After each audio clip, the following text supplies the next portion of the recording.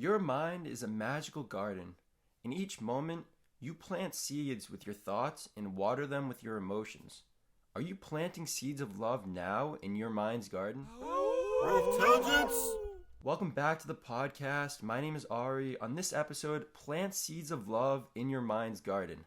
I think that the mind is a garden is a very good metaphor that works very well for teaching you how to reprogram your mind and teaching you another way to look at your mind and your thoughts and your emotions as actual objects, as seeds that you plant in a garden. And your subconscious is basically a fertile field, basically what a garden is, where it's going to grow whatever is planted and whatever is watered and nurtured there.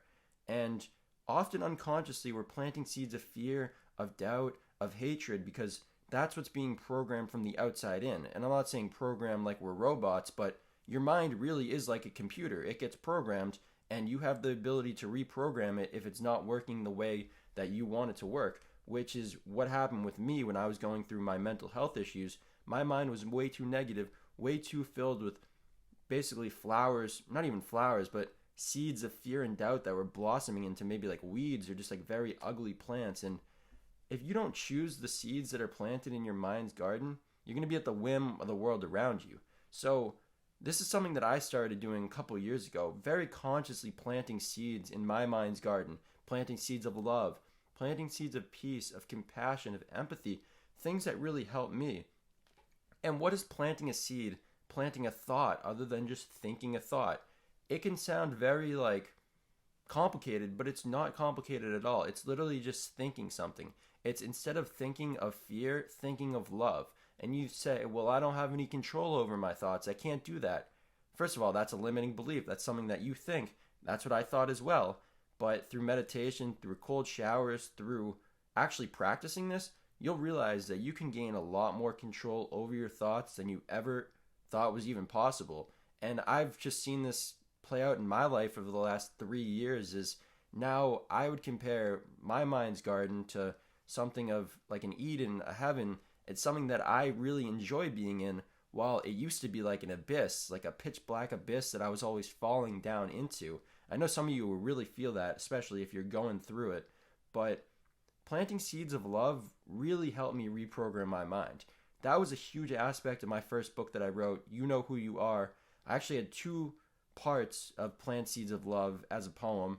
And the idea of the self-love garden. I just wanted to cultivate my self-love garden right here. Your mind can be your self-love garden.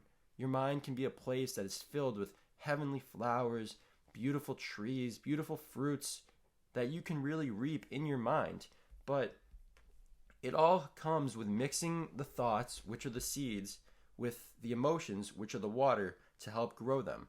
So you could have loving thoughts, but if your emotions are all negative, those aren't going to be the right water to water these seeds to help them grow into beautiful and loving flowers. Again, if you have negative thoughts, but powerful, loving emotions, those will not gel as well.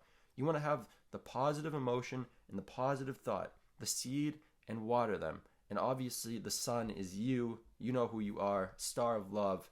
And this is I actually had another spoken word poem in my latest book, Heaven is Forever, called Plant Seeds of Love Now. A little different, also with some music, but you get the gist of it. Plant seeds of love now. It's something that you can do right now in this moment. It will take 1 second or less.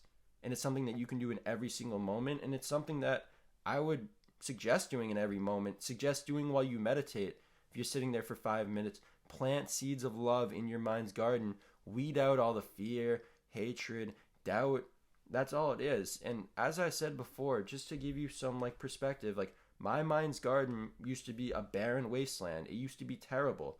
My intention was to make it a self-love garden, a heaven, a Garden of Eden, some place that I truly enjoyed being, because you're always going to be in your mind. Your mind's always going to be with you. So would you rather it be a kind, loving, warm, compassionate place, or would you rather it be very mean and hateful in a barren wasteland? And I think I conceded. I think I succeeded on my mission, but I will never stop planting seeds of love, because you can always grow more flowers. You can always grow more trees, more fruits. Share them with others.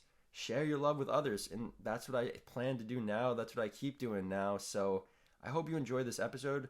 I would love talking about this more, planting seeds of love.